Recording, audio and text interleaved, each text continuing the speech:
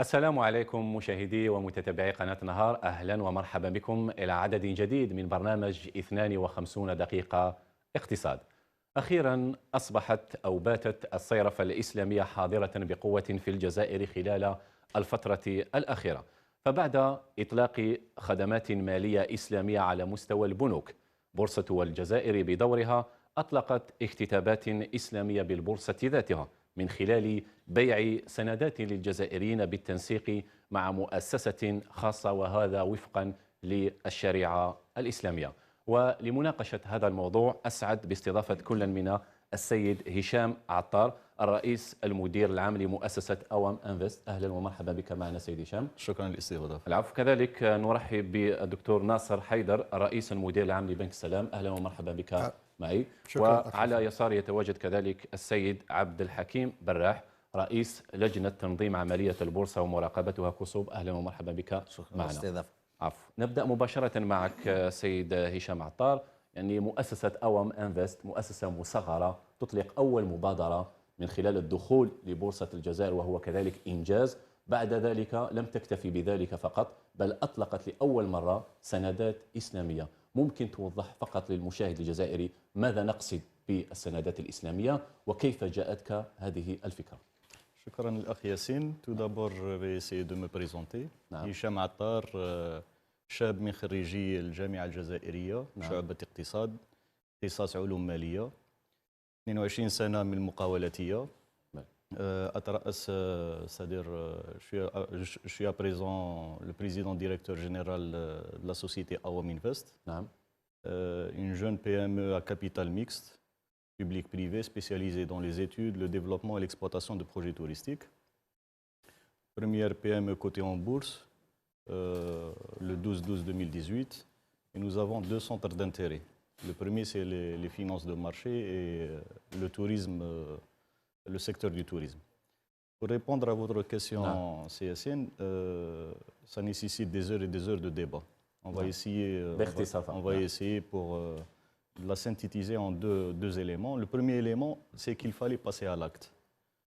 Beaucoup de gens parlaient de sukuk, beaucoup de gens parlaient de la finance de marché, mais peu de gens ont essayé de sortir de l'aspect théorique vers l'aspect pratique de l'opération.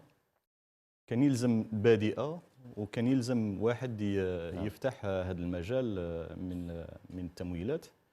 Deuxième élément, c'est un ensemble de questions, d'interrogations et de réponses qui ont suscité l'intérêt des experts d'Awam Invest, notamment les difficultés que rencontrent les investisseurs touristiques et les hôteliers en matière de financement de projets touristiques et comment dirais-je, pour rembourser leur emprunt. Aussi, il y avait le problème d'achèvement de la liquidité des banques et qui ne pouvaient pas suivre les investisseurs d'un côté, et eux-mêmes ne pouvaient même pas récupérer leur crédit octroyé aux investisseurs.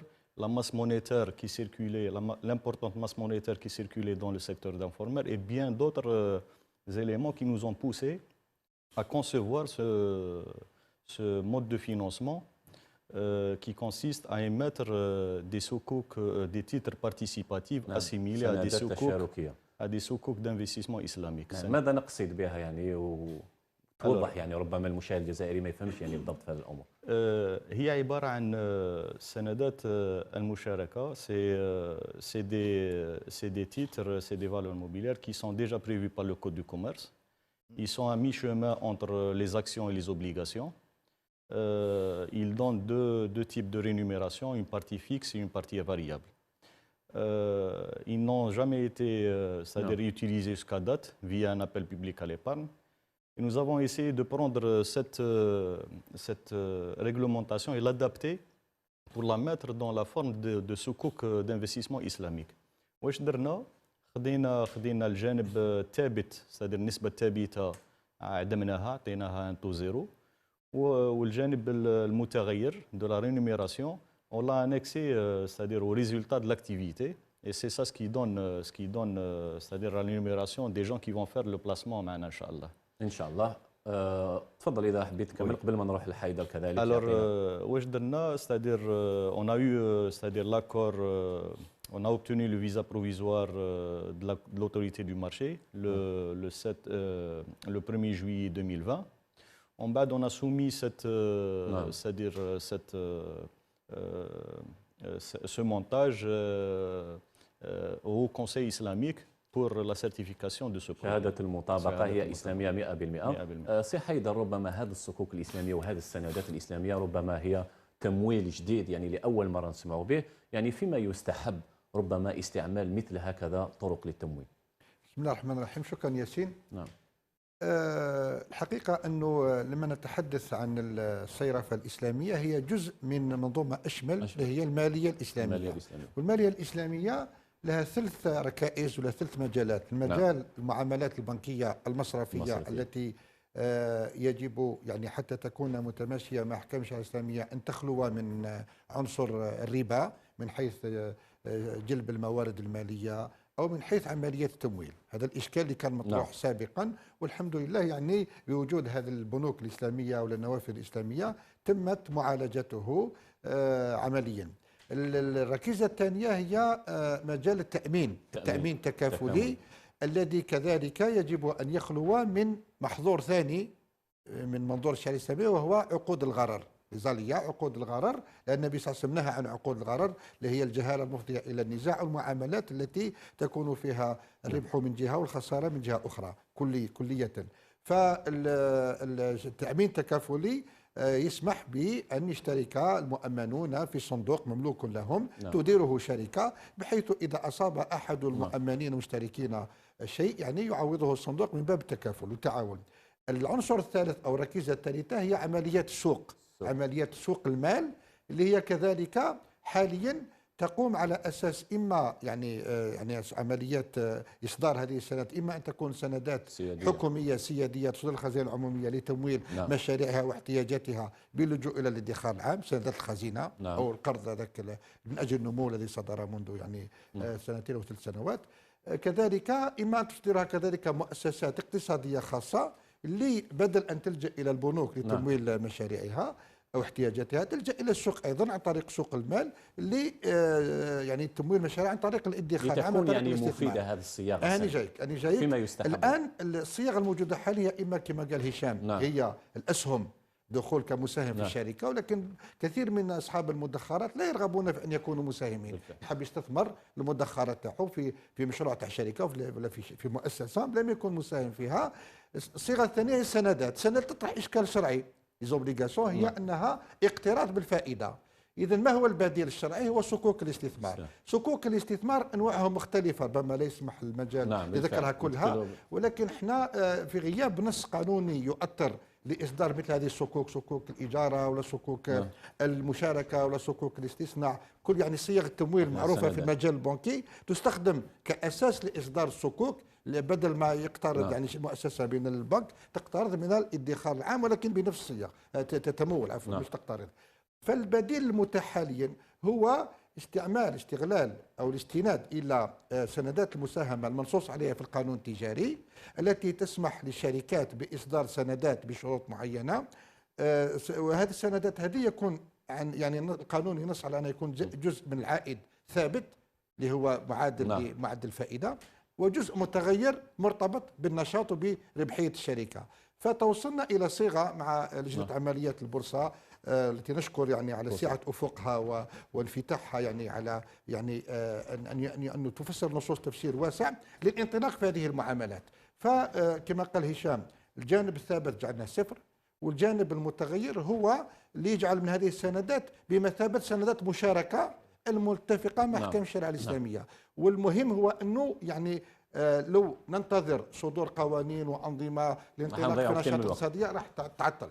واحسن مثال على ذلك يعني الصيرفه الاسلاميه لو انتظرنا صدور انظمه وقوانين بنك الجزائر لما انطلقت، ولكن الحمد لله يعني البنك المركزي كان عنده من سعه الافق انه سمح بانطلاق هذه الممارسات، ثم بعد 20 سنه وضع لها الأنظمة والقوانين التي تضبطها نعم. في الجزائر ربما باش تفيد الجزائر فيما يستحب ربما يعني استعمالها هذه السندات. هذه تخلي ربما وسيلة فرصة لتحريك البورصة اللي حاليا للأسف يعني نعم. عمليات البورصة والمعاملات فيها ضعيفة وضئيلة جدا مقارنة نعم. ببورصات حتى الدول المجاورة. فإدخال هذه الأدوات الجديدة من شأنه أن ينوع من أدوات الاستثمار في البورصة، ويعني أن تكون متماشية مع أحكام الشريعة الإسلامية، قد يسمح للكثير من أصحاب الأموال والمدخرات الذين ربما يعزفون عن الاستثمار في السندات أن يجدوا بديلا لها يتفق مع قناعتهم. وهذا سيعطي فرصة لاستقطاب الكثير من المدخرات لتمويل مشاريع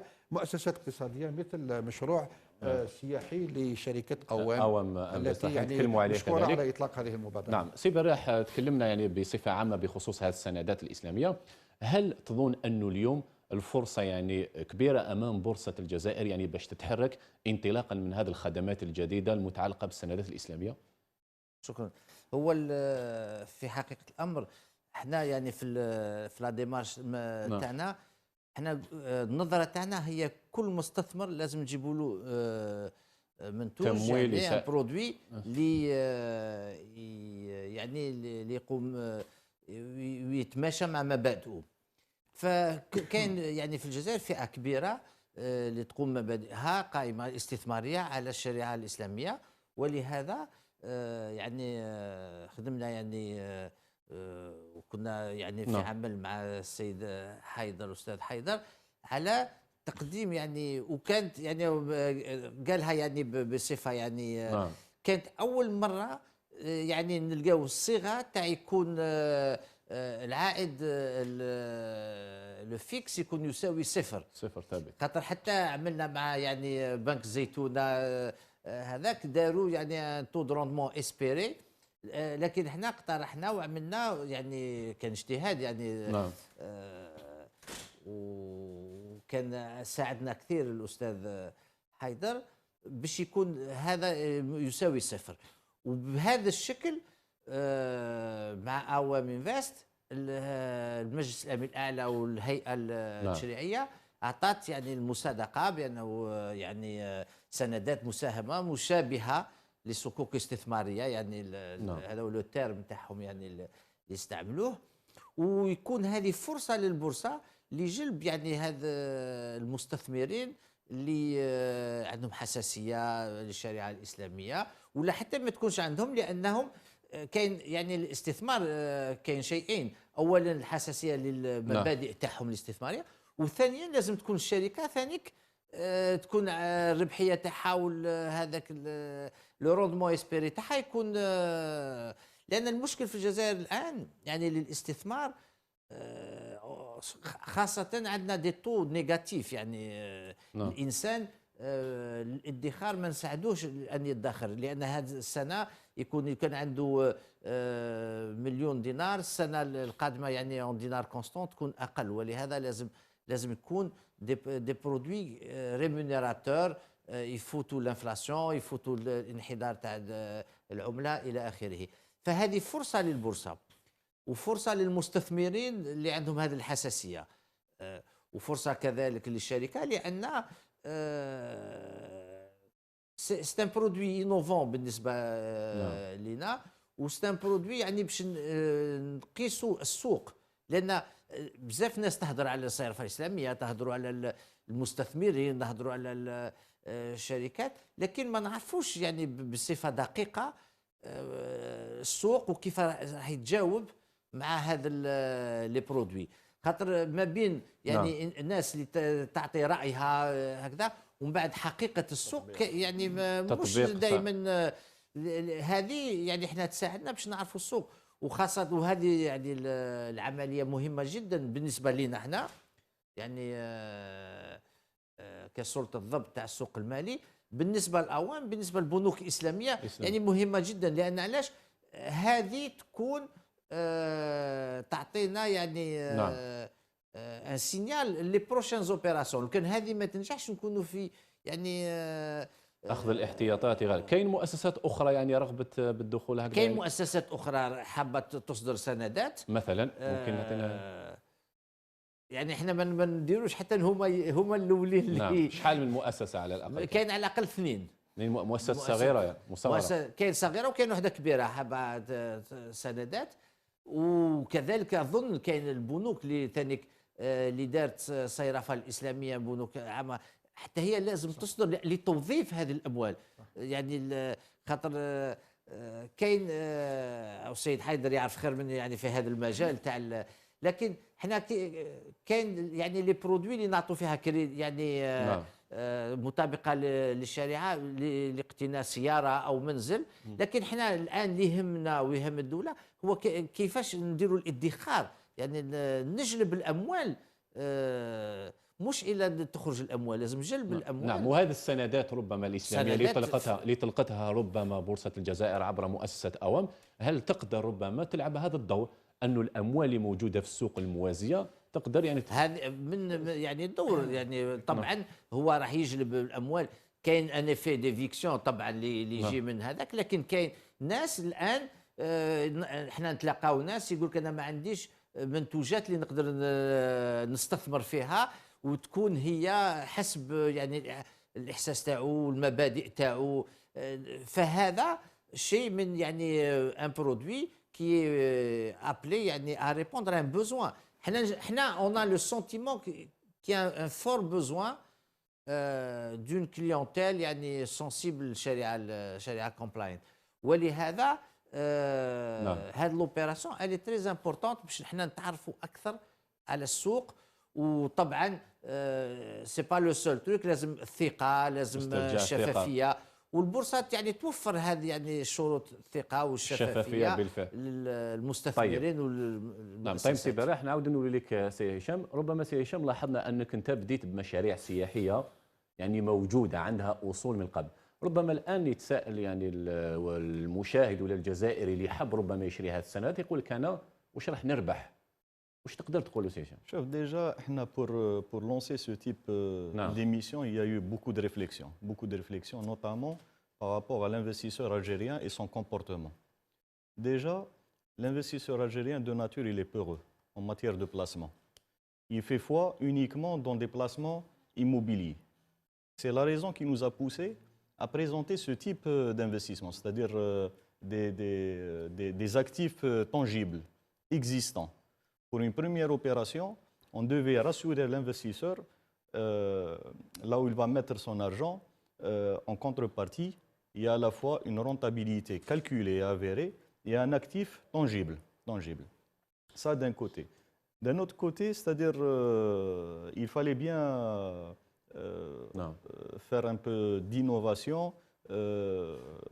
pour capter l'argent qui circule dans l'informel.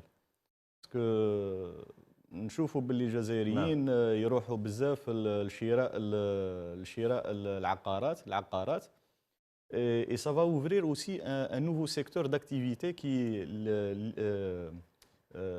la promotion immobilière à vocation touristique, qui est 2 à 3 fois plus rentable que l'immobilier classique. Alors le jumelage entre les titres participatifs conformes à la charia et ce type de produit, je pense que c'est la formule, c'est-à-dire idéale pour déjà essayer une première émission de titres participatifs et la réussir. نعم تفضل. هشام يعني مهم جدا هو انه هذا الاصدار هذه تاع سندات المساهمه او صكوك المشاركه اللي انا نفسي بهذه الصيغه هذه بهذه التركيبه هذه انها موجهه لشراء مجمع سياحي موجود، وجزء من هذا الاموال هذه تستعمل لتطوير وتهيئه وتحسين هذا المجمع السياحي هذا الموجود اللي عنده قدرات يعني كبيره، وفي الحاله تاعو الحاليه راه يعني تقريبا يعني مقصد كبير. فلما يعني يحسن ويهيئ ويطور راح يكون يعني مجمع يعني يستقطب يعني كثير من السواح. والخاصيه في هذا الاصدار هذه انه العمليه ماهيش طويله المدى. المشكل في التمويل السياحي، علاش البنوك ما تحبش تمول المجمعات السياحيه والفنادق كما قال هشام، تمويل طويل المدى وغير مأمون العواقب، لانه الناس فيها مشاكل تخليها انه اجال الانجاز ما تحكمش فيها وكلفه الانجاز الى اخره. هذا المجمع موجود، ولما يعني موجه كذلك لاعاده البيع اساسا مع ضمان اداره الموقع، اداره يعني حديثه ويعني ومجديه تخلي انه العائد يعني ما نفوتوش 5 سنوات والمستثمر يسترجع الاموال تاعه. لانه كنت تقول للمستثمر هيا استثمر في مشروع تاع 20 سنه ما يجيك حتى واحد. 5 سنوات يسترجع لانه هذا نعم. الفيلات هذو كيفاش يسموهم؟ البنغالو. البنغالوات هذوما تباع وبربحيه. اذا ربحيه السندات هذه راح يتقاضاها المستثمر، راح تجي من عمليه البيع، وكذلك حتى المجمع نفسه راح يشتغل لفائده اللي يشروا هذا ماش قال يشري الفيلا وبعد يدير به كما يحب، ولا يعني تقعد الامور منضبطه بحيث يحافظ على الهويه السياحيه للموقع. اذا العمليه مربحه للمستثمرين في السندات ومجديه كذلك لمن يشترون هذه نعم. طيب سي براح كذلك نفس الشيء، تكلمت على نقطه مهمه. الان في الجزائر كاين مشكل تاع التمويل. الان شفنا عجز في الميزانيه، عجز في الخزينه، اسعار النفط يعني تراجعت، مشكل السيوله. كيفاش نقدروا ربما نوظفوا هذه السندات الاسلاميه ربما في تمويل الاقتصاد، في تمويل مشاريع البنى التحتيه وغيرها؟ هو يعني قانون الماليه اظن تاع 2018 هو سمح للخزينه العموميه باصدار سندات او سندات سياديه يعني وفق احكام الشريعه الاسلاميه. يعني صكوك سياديه تقوم على اساس يعني اما مشاريع يعني استثماريه للدوله، او يعني بصيغ تتفق مع احكام الشريعه الاسلاميه. هذا يسمح للخزينه العموميه ان تطلق مثلا عمليه مماثله للقرض من اجل النمو، ولكن بصيغه شرعيه تقوم على اساس مثلا صكوك الاجاره. خاصه انه يصححني سي حكيم اذا كان في الموضوع هذا، انه السندات السياديه او الاصدارات الحكوميه لا تخضع لقانون احكام القانون التجاري وموافقه البورصه. بالتالي يعني مجال التحرك تاع الخزينه العموميه اوسع ربما من المؤسسات الخاصه اللي اضطرينا باش ندخلوا في القناه هذيك تاع سندات المساهمه تاع القانون التجاري. هذه السياديه كما قال الاخ ناصر ما تخضعش يعني اللجنه، لكن في البلدان الشفافيه متطوره حتى الدوله كي تصدر تخضعها. لكن احنا الان رانا يعني في ان مونتاج كي سوفيستيكي، يعني انوفون سوفيستيكي. يعني لو سوجاسون تاعها موجوده، يعني سي دو ليموبيلي، يعني تتماشى والفكر تاع الجزائريين. يعني les Algériens sont très sensibles à la question religieuse, ils sont sensibles à l'immobilier, ils sont sensibles à la rentabilité. Donc le produit a toutes يعني les facettes يعني toutes les conditions de réussite يعني باش تنجح. ولهذا يعني je profite pour vous remercier parce que الان on rentre dans un process de communication، يعني باش الناس تتعرف على هذا المنتوج.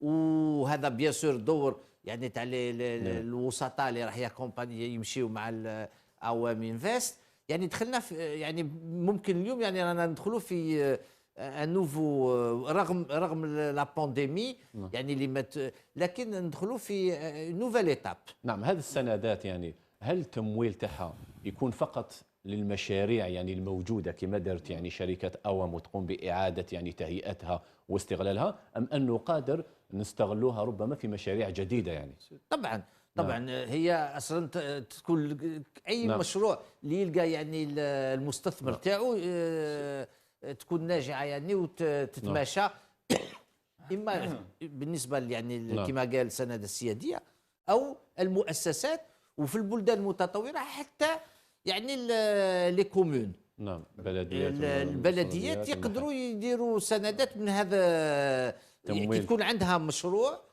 مطابق يعني وعندها الخاصيه تاعو.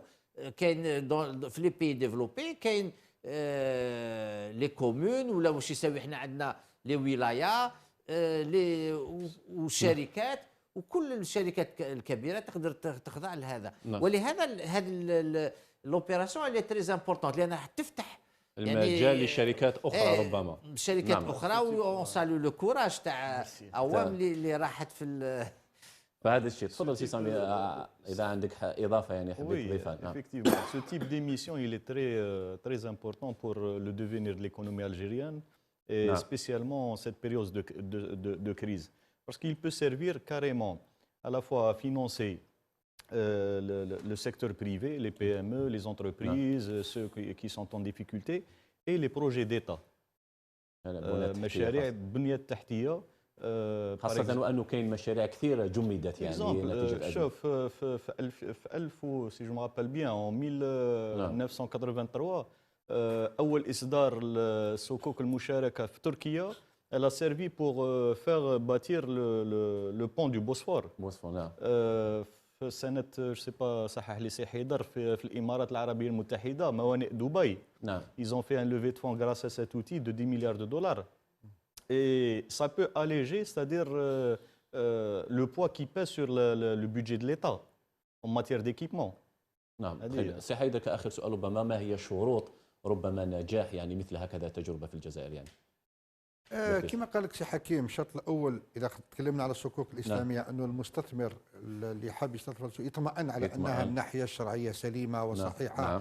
وملتزمه بالضوابط الشرعيه، وهذا ما صادقت نعم. عليه هيئه الفتوى للمؤسسات الماليه الاسلاميه على مستوى المجلس الاسلامي الاعلى، الهيئه الشرعيه الوطنيه للافتاء. نعم. والنقطه الثانيه هو طبعا انا قلت نقطه مساله هي في الحقيقه ثلاثه. نعم. يعني يطمئن الى ان المشروع هذا مجدي، ويعني راح يكون راس مال اللي راح يستثمر فيه. نعم. يعني نوعا ما نقولوش مضمون، لانه الخراج بالضمان كما تقول القاعده الشرعيه، يقبل يشارك في المخاطره، لكن يتاكد بان المشروع هذا راه متحكم فيه وراح يعني المآل تاعو راح يكون ايجابي، يعني المحافظه على راس المال. ثالثا الربحيه. الربحيه نظن تاع العمليه هذه ربحيه تقديريه المتوقعه 7%. 7% تفوق يعني، ولكن ذاك تقديري من 7%. قلنا 7%، قلنا له يدير بتحفظ باش يعني طبعا دائما الانسان يكون متحفظ. 7% راهي يعني احسن ربحيه أحسن بالنسبه ربحية نعم. لاصدار، لان اصدار اقل من هذا بكثير. اذا توفرت هذه العناصر الثلاثه راح تكون يعني حضور نجاح العمليه نعم. يعني كبيره وكبيره جدا ان شاء الله. إن شاء الله. مشاهدي ومتتبعي قناة نهار، نقاش ما زال متواصلا، استراحة قصيرة ثم نواصل النقاش. مشاهدي ومتتبعي قناة نهار، أهلا ومرحبا بكم إلى الجزء الثاني من برنامج 52 دقيقة اقتصاد. أذكر كل من التحق بنا الآن أن موضوعنا اليوم يتعلق بالصكوك أو السندات الإسلامية في البورصة الجزائرية، وهي أول مبادرة من طرف مؤسسة مصغرة. نعود إليك سي عبد الحكيم براح، تكلمنا يعني بخصوص يعني الفائدة والشروط يعني لنجاح مثل هكذا مبادرات.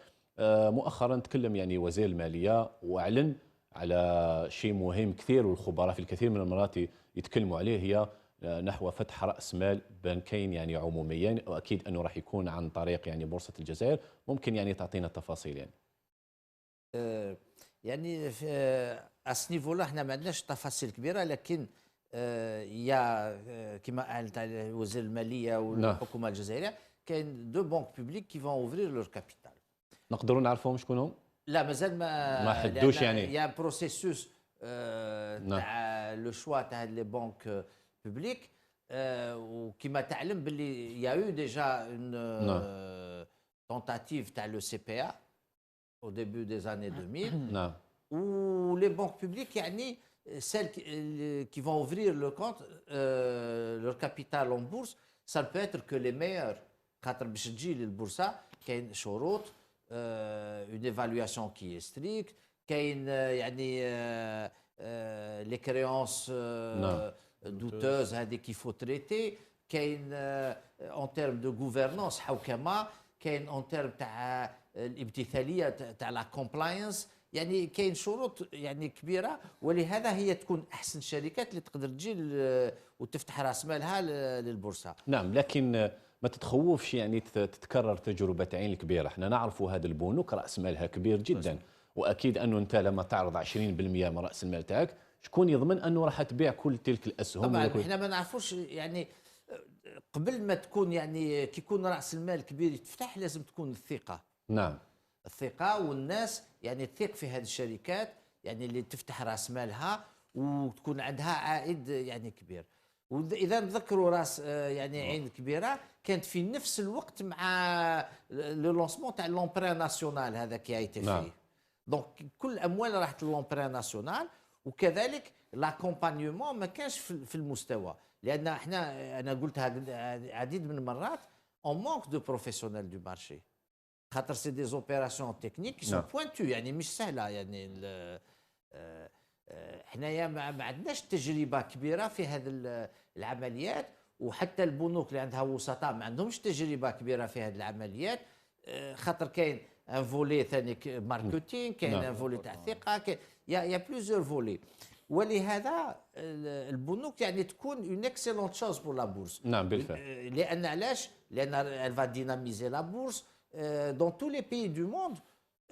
عندك لي بانك، لي كومباني داسيورونس، شركات التامين، والان شركات تاع التليفوني هي اللي تروح للبورصه. نعم بالفعل. لان هي هذه الشركات اللي عندها يعني مردوديه عاليه، وعندها يعني العمل تاعها اللي تري ريغلومونتي.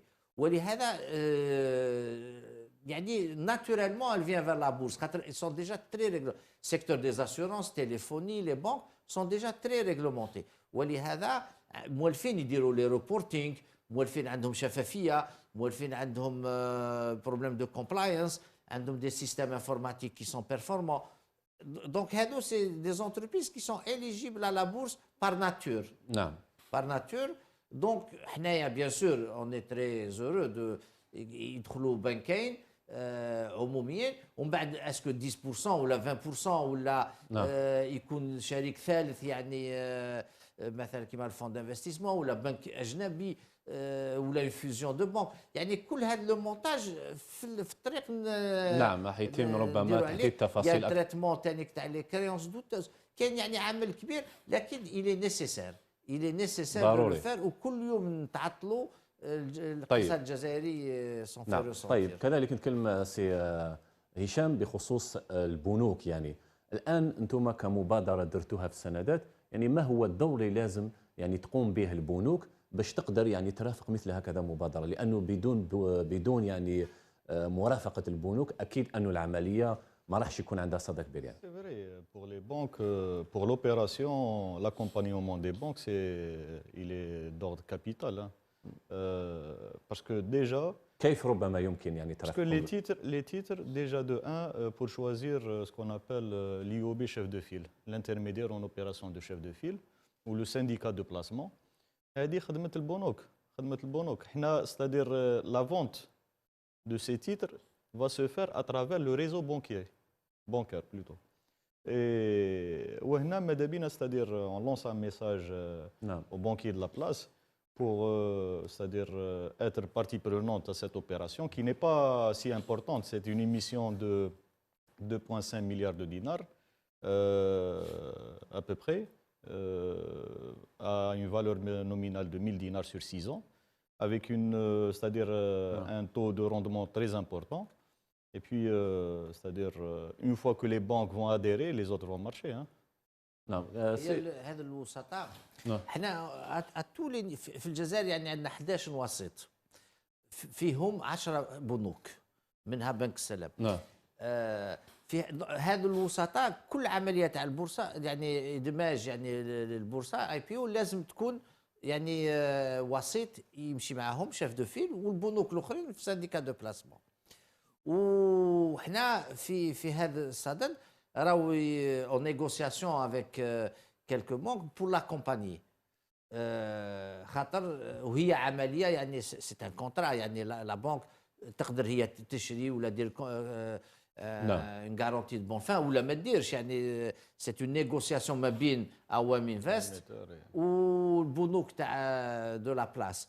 دونك سي تري امبورطون اي سي امبورطون خاطر الوسطاء ثانيك كثير يعني عندنا وسطاء ما داروش عمليات، ولهذا ممكن متخوفين من هذه العمليه. لكن حنا كهيئه يعني تاع سوق رؤوس الاموال حنا نمشيو مع هذه البنوك، ولو انه مش دور تاعنا يعني، لكن باسكو لازم فيها ان بو دو بيداغوجي، فيها دو لاكومبانيومون، لان قلت قبيل باللي سي تري امبورطون دو ريوسير. دونك حنا on s'investit totalement في l'opération، لان في البلدان المتطوره اللي كل البورصه تمشي رئيس تاع هيئه ما يقدرش يكون مع اون انتربريز ايميتريس، خاطر يا دي كونفلي دانتيري. لكن حنا يا ان بو دو بيداغوجي، ان بو داكومبانيومون، لان تو الموند مونك ديكسبيريونس. ولهذا نتعاونوا افيك ان اسبري بوزيتيف باش تنجح. ولهذا كما قلت لكم مع الاول، انا مع سي حيدر نهار اللي بدينا نهضروا على التمويل الاسلامي اول شيء تلاقينا وبدينا نهضروا يعني بصفه انفورمال، لان لازم نلقاو لا كومبيتونس وين تكون نتعاملوا باش تنجح. باش هكذا، لان الفائده لكل الناس والاقتصاد الوطني. نعم سي حيدر، كذلك دائما اذا عندك اضافات. نعم. شفنا ربما كاين اراده سياسيه، يعني بعد ما كنت تتحدث في السابق اليوم شفنا صحيح. ربما في الجزائر الجديده كاين هناك يعني اراده سياسيه بخصوص يعني التوجه نحو التمويل الاسلامي. نعم. شفنا 7 بنوك على ما اظن يعني طلقت يعني نوافذ، شفنا كذلك بورصه عن طريق اوام. الان ما هي المرحله المواليه؟ الان رانا فتحنا النوافذ، نعم. اسكن نبقاو فقط في النوافذ ولا لازم كاين هناك مرحله ثانيه، مرحله ثالثه، مرحله رابعه؟ شوف اخي ياسين، كما يقولوا مسيره ال1000 ميل تبدا بخطوه. بخطوه نعم. والمعاملات هذه الاقتصاديه والماليه والمنتجات الماليه كما قلت يعني لازم تنبع من الواقع الاقتصادي والواقع الاجتماعي نعم الموجود.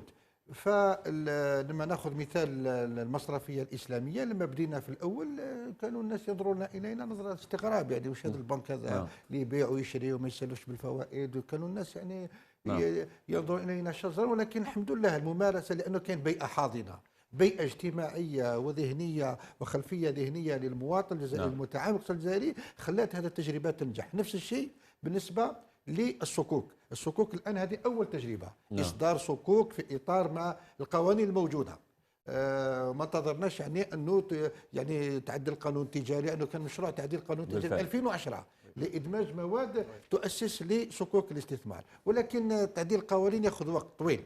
وبالتالي يعني استعمال القوانين الموجوده لاصدار الصكوك هذه راح تخلي اول مبادره عمليه ميدانيه اللي ان شاء الله يعني نجاحها سيؤسس لما بعدها. وبالتالي يعني الاخذ بعين الاعتبار يعني الواقع الموجود والاستثمار فيه، ثم يعني توفير منتجات ماليه تتناسب وتتوائم مع هذا الواقع الاجتماعي والثقافي والعقائدي للمجتمع، هذه اكبر فرصه لنجاح هذه العمليه. وهكذا تكتمل يعني مكونات ومقومات الماليه الاسلاميه في الجزائر، اللي هي البنوك الاسلاميه والنوافذ الاسلاميه في البنوك التقليديه، شركات تامين تكافلي اللي راها المشروع كذلك ماشي، ثم صكوك الاستثمار في اسواق المال، لان سوق المال الجزائري فيه يعني فرص كامنه، فيه امكانيات كبيره، ولكن معطله للاسف، لان الاليات والادوات الموجوده لا تستجيب في شكلها الحالي والحاضر للواقع الاقتصادي والاجتماعي الموجود. نعم. ما هي التعديلات ربما اللي تقترحها يعني اللي لازم تتغير على مستوى كل الهيئات يعني بخصوص يعني هذه السندات؟ نعم، قبل ما نتكلم عن السندات نتكلم قبيله، سالتوا على حوصله البنوك. هذا على مستوى هذه حوصله البنوك لابد من تعديل قانون النقد والقرض، لان قانون النقد والقرض الحالي راه مصمم بحيث انه اي بيع للسهم تاع بنك لازم موافقه على البنك المركزي، وهذا لا يعقل اذا كان عملنا اسهم تاع البنك البنوك في البورصه. النقطه الاولى. والنقطه الثانيه انه يعني الحمد لله يعني الان تعدل القانون تاع 51 49%، ولكن للاسف مازال نفس الماده موجوده في القانون التجاري، قانون الماليه.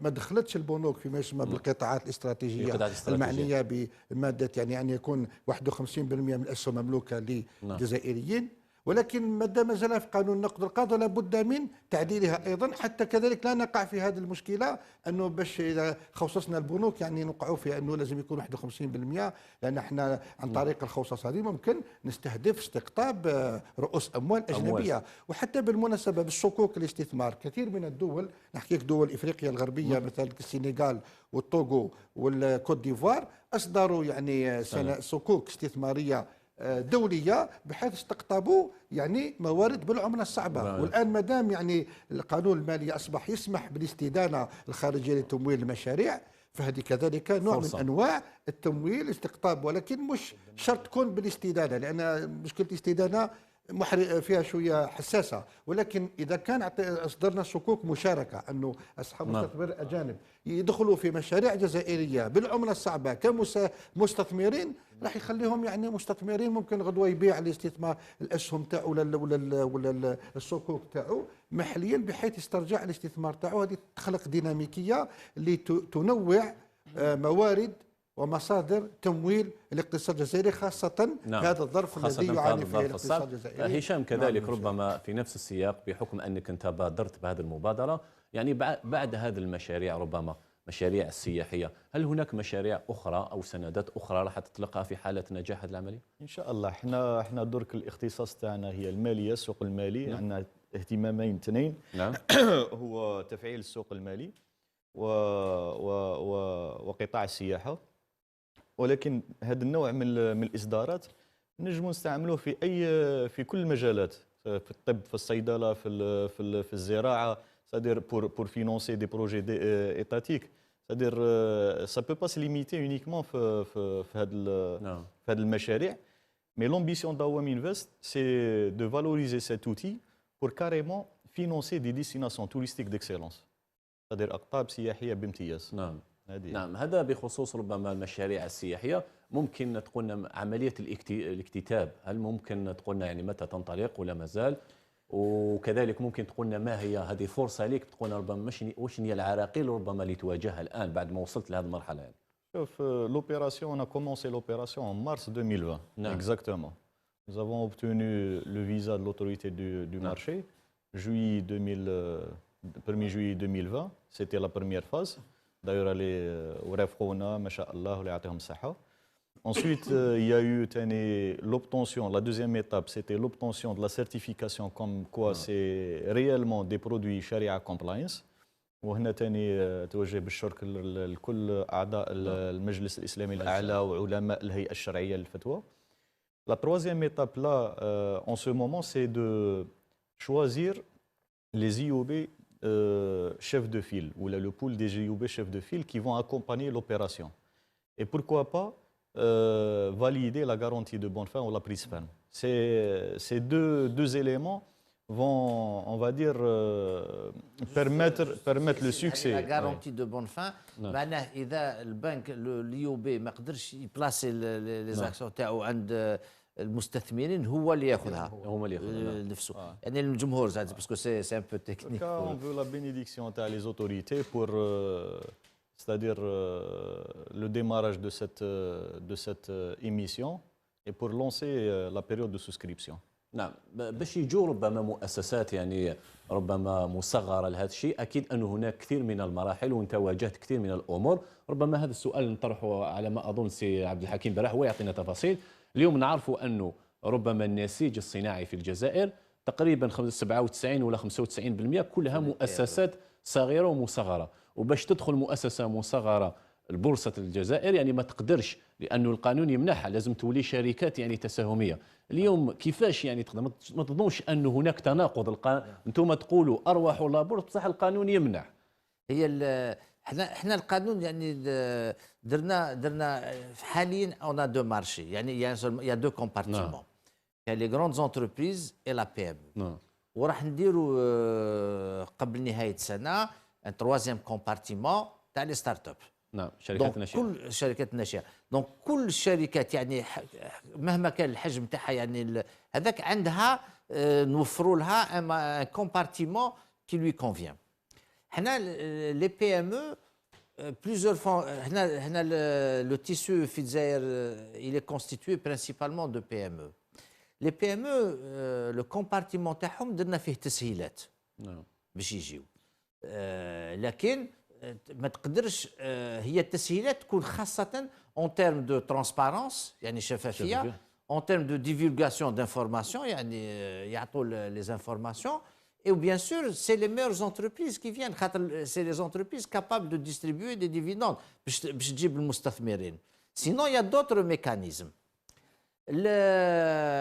كما قلت قبيل، c'est-à-dire venir à la bourse, ça nécessite des connaissances quand même qui sont pointues pour nous. Pour l'Algérien, pour les gestionnaires des entreprises. ثانيك كاين les grandes entreprises qui sont principalement des entreprises publiques. Bien sûr, ça c'est l'État actionnaire qui décide, mais il faut un management de qualité, il faut une gouvernance يعني حوكمة تكون de qualité. Et c'est un des seuls garants de la pérennité des entreprises publiques. إذا حبينا احنا que les entreprises publiques تاعنا يبقاو. D'ailleurs, التسمية تاع public elle est fausse. C'est les entreprises détenues par l'État. Les entreprises publiques, c'est les entreprises listées en bourse qui sont offertes au public.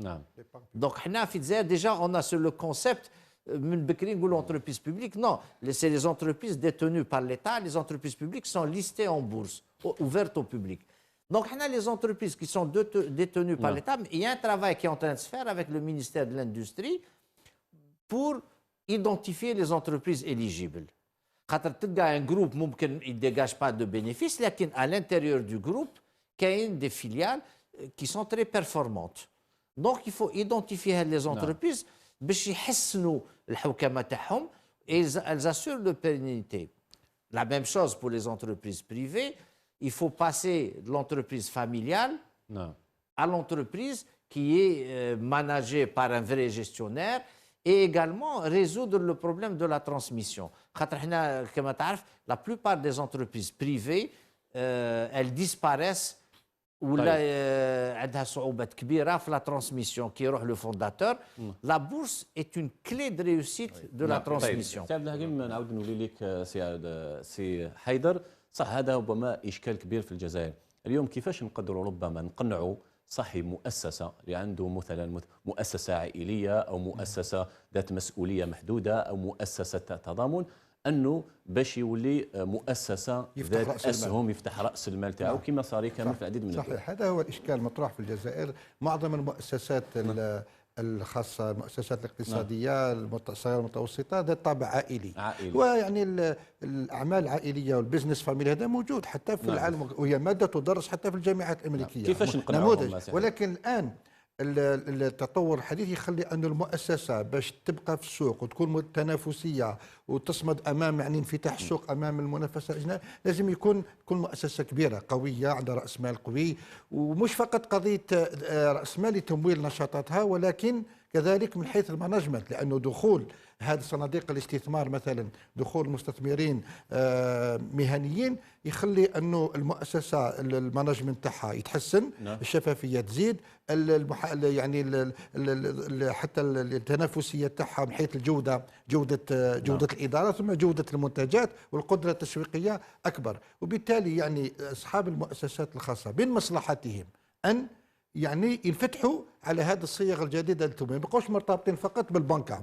البنك تمويل بنكي تمويل بنكي، ولكن التمويل هذا يكون بكلفه اقل، تمويل عن طريق راس المال المفروض يكون اقل. وثانيا انه يفتح افاق للشركات باش تتحدث وتولي يعني في مستوى مثلا شركات عالميه، خاصه المؤسسات اللي راهي تطمح باش تصدر، باش تدخل اسواق دوليه. ما تقدرش تقول في الشكل تاعها الحاضر، خاصه كما قال سي حكيم من بين اكبر المخاطر احنا كمصرفيين نشوفوا لها قبل ما نمو المؤسسه كاين هذا مخاطر الاستخلاف. تلقى احد المؤسسين عنده قدرات تجاريه وتسييريه ياسس مؤسسه قويه، لما يبدا يكبر وربما لا قدر الله يتوفى ما حضرش الاستخلاف تاعو، مخاطر الاستخلاف لي ريسك دو سكسيسيون اللي تخلي انه ربما البنك وكذلك باب من اولى المستثمر لان راس المال جبان يشوف هذا الجانب ايضا. اذا وجود مؤسسه اقتصاديه في البورصه راح يطمئن المستثمرين على استمراريه وديمومه هذه المؤسسه. حبيت نضيف نقطه برك اذا سمحت لي ياسين باختصار،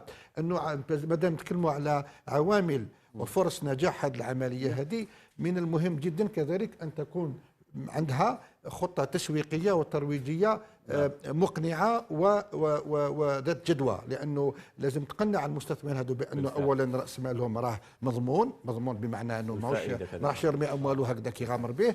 ثانيا أنه عندها عائد، ولكن كذلك قبيله تكلمنا لان الجزائري احيانا ما يفهمش لما تقولوا مثلا عائد تاع 7%، تم يفهم باللي فوائد ربا، قلت 7% كيف يتكلم على شريعه اسلاميه و7%، لازم يفهم باللي هذا عائد تقديري، بمعنى ان الصكوك هذه هي صكوك مشاركه تشارك في ارباح مؤسسه عوام راح تحققها عن طريق بيع هذا السكنات على المجمع السياحي، وهذيك الارباح الشركه راح تتقاسمها مع المستثمرين، راح يتقاسموها كشركاء. ولكن العائد التقديري حسب دراسة الجدوى وحسب مخطط الأعمال بزنس بلان هو 7 ويقدر يوصل حتى 8%، اللي هو عائد جد مجدي وجد مجزي وجد مغري بالنسبة للمستثمرين. نعم سي هشام، كذلك إذا عندك إضافة في هذه النقطة. اليوم نشوفوا كثير من المؤسسات خاصة المؤسسات المصغرة تلقاها تعاني ربما من عديد من المشاكل، من بينها أنه تلقى تسرح العمال، ما عندهاش أموال، ما عندهاش سيولة، يعني مشاكل ماليه كثيره، تلقى اللي ما عندهاش ربما باش يكمل المشروع راهو في النص.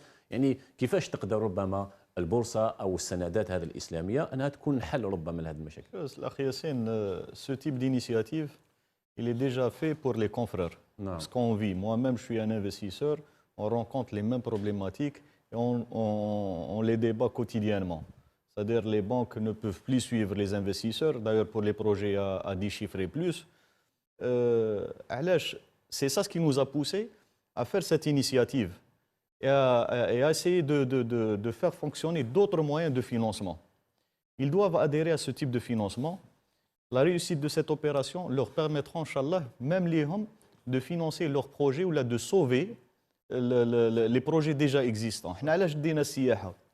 Parce que l'État a fourni beaucoup d'efforts et elle a mobilisé beaucoup d'argent pour financer le parc hôtelier. Mais actuellement, le parc hôtelier, c'est un investissement qui s'amortit sur le long terme.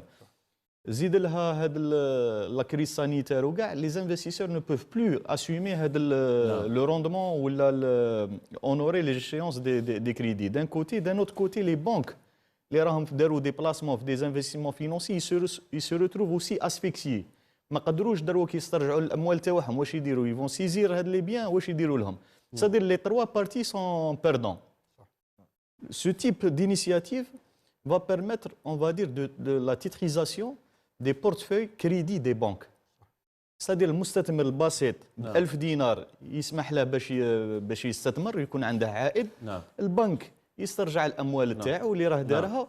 Il peut c'est-à-dire la placer dans d'autres investissements et les investisseurs ils vont sauver leur projet. نعم très bien. وصلنا ربما لها كلمة أخيرة سي بلاح تفضل. حنا شوف لو ديفلوبمون تاع المارشي فينانسي سوق رأس المال يتطلب احترافية كبيرة. نعم. لازم لنا انا ناكد دائما على هذه لازم لنا اون كولتور فينانسيير تاع لي ماناجر. Il faut que كاع il y a une émergence de nouveaux métiers. لازم les banques, les assurances, toute la place financière, les grandes entreprises investissent la formation. Peut-être parce que كان ما عندناش la ressource humaine, on ne pourra pas réussir. نعم. كلمة أخيرة سي حيدر. كما حبيت تقول برك هذا الاصدار هذا موجه كذلك للمستثمرين الافراد ماشي فقط المستثمرين المؤسساتيين لان لو كان فقط يكون على مستوى المؤسساتي راح يكون هذاك اللي في ديفيكسيون اللي قال عليه سي حكيم. احنا ماذا بنا يعني العمليات تؤدي ونتيجتها انه جزء من الاموال هذه المدخرات الافراد اللي راهي في البيوت ولا اللي راهي خارج البنوك يعني تستثمر في هذا الاصدار هذايا اللي راح يخلي يعني المنظومات تتمكن من استيعاب جزء من هذه المدخرات اللي خارج القطاع البنكي. طيب كلمه اخيره سي هشام رسالتك ربما. اود ان اشكر الاخ حيدر اللي راه ثاني رافقنا في هذه العمليه كبنك السلام. وأتوجه إلى c'est-à-dire à la fois les responsables des banques, les premiers responsables des banques et à leur tête le ministre des Finances pour accompagner cette opération. On doit accompagner cette opération parce que le succès de cette opération peut ouvrir des horizons inimaginables pour le devenir de l'économie algérienne. نعم.